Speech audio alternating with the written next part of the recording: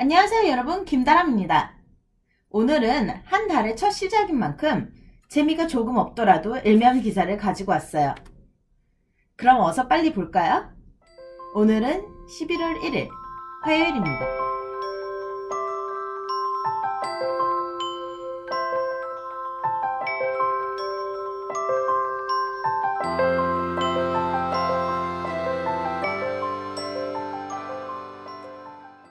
자, 참으로 오랜만에 하는 것 같은 대선 이야기입니다. FBI chief draws storm of protests. FBI 국장에 밀려드는 항의 이렇게 떴네요. 여러분, 지난주에 FBI 국장 커미가 굉장히 이례적인 발언을 한 거 아시죠? FBI 국장 커미가 공화당 의원들한테 힐러리 메일 관련한 재조사를 시작할 거다 이런 식으로 이메일을 보냈어요. 그래서 이거 굉장히 정치적으로 계산되어 있는 발언일 뿐만 아니라 절차적으로 옳지 않은 일이다. 이렇게 FBI가 의회에다가 이런 식으로 보고하는 게 어디 있냐 이러면서 힐러리 쪽에서는 굉장히 격분했었거든요.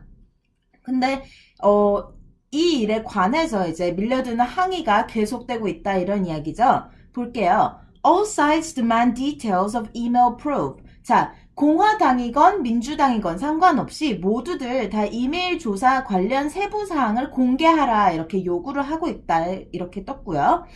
그 바로 아래에는 Justice Department promises to move expeditiously. 자, 법무부는 신속한 조사를 할 것을 약속했다 이렇게 나왔어요.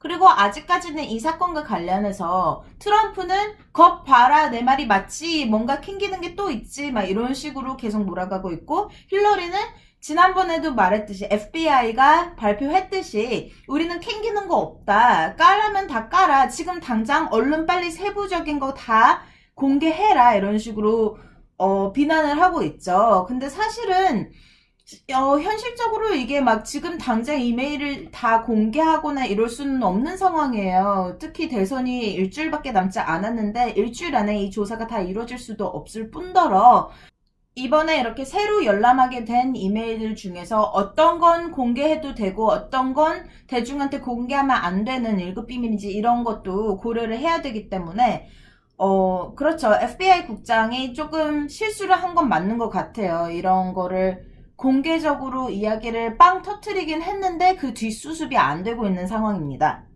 자, 그리고 이 옆에 있는 사진은 올해 들어서 계속 구간별로 보수공사를 하고 있는 워싱턴 DC 지역 메트로에 대한 이야기입니다. 그래서 뭐 이번 주에 새로운 구간이 공사에 들어갔다 이런 얘기고요.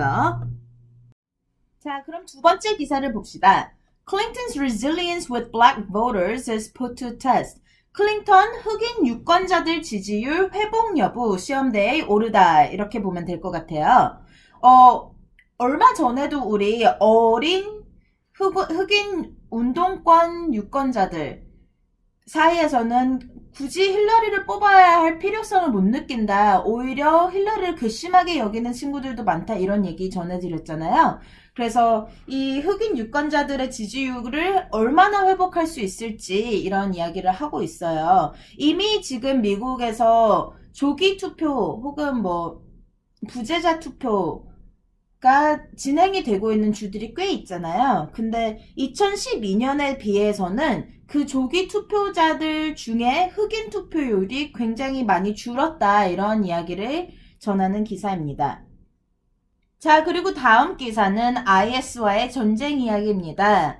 Wealth of problems delaying planned push for Raqqa. 라카 진격을 막는 여러 문제들 이렇게 나왔어요.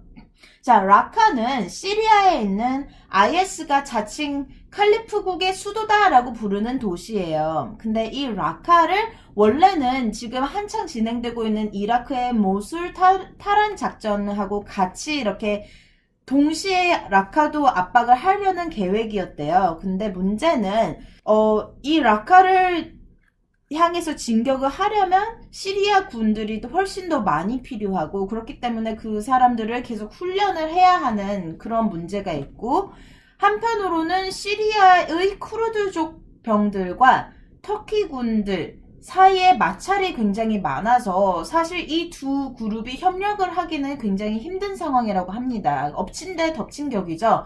시리아 안에서의 군인 병력은 모자라고 외부에서 도와주는 사람들 혹은 시리아의 소수민족 쿠르드족 이 둘이서는 싸울 수는 있는데 병력은 있는데 둘이서 서로 협력하기가 어려운 그런 상황이라고 합니다. 원래는 모술 탈환 작전이 성공적으로 진행이 되는 경우에 이 모술에서 자리를 지키고 있던 IS 병사들이 다들 아마 라카 쪽으로 도망갈 거다 이렇게 예상을 하고 있었기 때문에 모술 탈환 작전이 어느 정도 진행이 되면은 둘이 같이 이제 함께 압박을 하려는 그런 계획이었대요. 근데 그 계획에 살짝 차질이 있는 것 같다 이런 얘기입니다.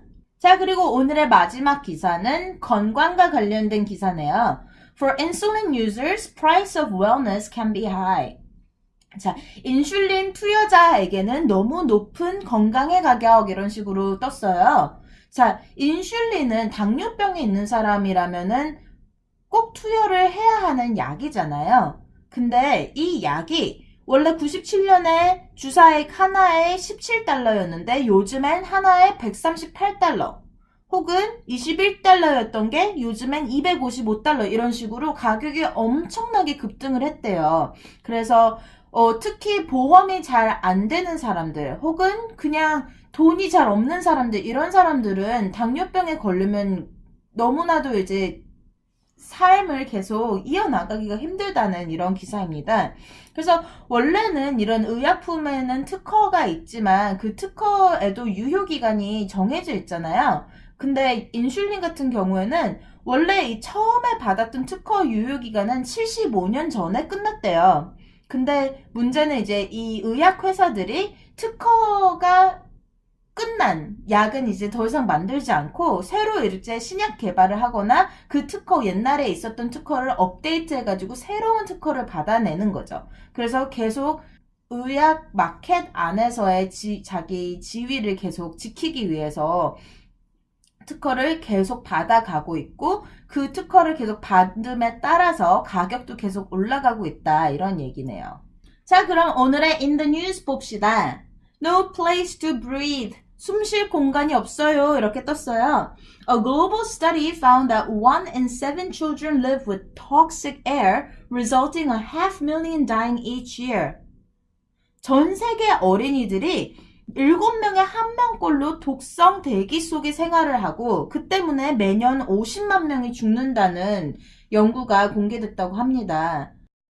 그리고 이 밑에 모술 탈환 작전 관련한 기사가 있긴 한데요. 사실 이 기사는 어젯밤에 쓰여진 거라서 모술 탈환에 임박했다, 모술에 들어가기 직전이다 이렇게 기사가 나왔는데 오늘 아침에 보니까 이미 진입 성공했더라고요. 그래서 일단 시내로 들어는 갔다 이런 식으로 나왔기 때문에 이 기사는 읽지 않을게요. 자, 여기 봅시다. More than 13,000 children were poisoned by opioids from 1997 to 2012, and of those, 176 died, a study found. 자, 미국 안에서의 이야기인데요. 97년부터 2012년간에 13,000명의 어린이들이 오피오이드 약물에 중독돼서 병원에 실려왔대요. 그리고 그 중에서 176명이 죽었다고 합니다. 자, 오피오이드라고 하면은 진통 마취제입니다. 그래서 병원에서 혹은 의사 처방이 있어야 살 수 있는 약이고요. 딱히 이렇게 뭐 파티용 마약으로 쓰이거나 이러지는 않아요. 문제는 이 오피오이드가 지금까지 너무 많이 남용이 됐었다는 사실이죠. 그래서 요즘 들어서 미국 의학계에서 굉장히 자성하는 분위기가 만들어지고 있어요. 우리가 왜 이렇게 마취제를 많이들 쓰도록 했을까? 왜 이렇게 환자들한테 마취제를 듬뿍듬뿍 줬을까? 그러면 여기 이 약에 1차적으로 그 환자가 중독이 되고요. 2차적으로는 그 약을 괜히 한번 먹어본 애들 혹은 사고로 삼킨 아이들 이런 애들까지도 중독이 와가지고 큰일 난 경우가 많다 이런 이야기입니다. 그렇습니다. 자, 그리고 the world 부분을 어서 훑어봅시다. Turkey detained the editor of the country's most prominent opposition newspaper in a widening crackdown on critics. 자, 터키 안에서 최대의 반정부 신문의 편집자가 체포됐다 이런 이야기네요. 어제도 여러분 터키에서 공무원 10,000명이 직무해지 당했다 이런 얘기 전해드렸잖아요. 그뿐만 아니라 지금 국내에 다수의 언론기관들도 지금 업무 정지 조치를 받았고요. 좌파 교수들도 1,000명 이상이 해고당했대요. 이런 식으로 에르도안 정부가 계속 언론 및 학계의 탄압을 계속해 가고 있습니다. 자, 그리고 Lebanon chose a new president after more than 2 years of squabbling over the office. 자, 레바논은 2년 동안 대통령 자리가 공백으로 있었어요. 지금 누구를 뽑을지 이거를 결정을 못 해가지고, 왜냐면 레바논은 대통령을 국민투표로 뽑는 게 아니라 의회에서 뽑거든요. 그래서 이 대통령 선출이 2년 만에 이뤄졌다 이런 이야기가 실렸네요. 이번에 뽑힌 대통령은 헤즈볼라의 지지를 받고 있는 전 장군 미셸 아운 이분입니다. 앞으로 어떤 정치를 할지 굉장히 주목을 받을 것 같아요. 그쵸? 자, 그리고 어제도 이야기했던 베네수엘라 얘기 또 나왔어요. The Venezuelan government and an opposition alliance agreed to tone down their fiery rhetoric in the standoff over embattled President Nicolas Maduro. 자, 베네수엘라 정부와 야당 대표 회동에서 공격적인 발언을 줄이자라고 협의를 했다고 합니다. 어제 전해드린 것처럼 마두로 대통령이 이제 대표 야당과 같이 이번 주말에 만나서 이야기를 하기로 했잖아요. 그러니까 그런 협의를 갖기 전에 분위기를 조금 더 밝게 만들어 보려는 그런 노력이겠죠. 자, 이렇게 11월 첫째 날의 일면 훑기를 여기서 마무리하겠습니다. 그래도 오랜만에 일면 훑기로 돌아와서 대선 이야기도 하고 국내 정치 이야기도 하고 이러니까 괜찮았던 것 같아요. 이렇게 가끔씩 일면과 세계면을 번갈아 가면서 훑으면 좋을 것 같은데 여러분 생각은 어떠세요? 자, 저는 여기서 그만 마무리하고 내일 다시 신문 들고 돌아오겠습니다. 좋은 하루 보내세요. 안녕.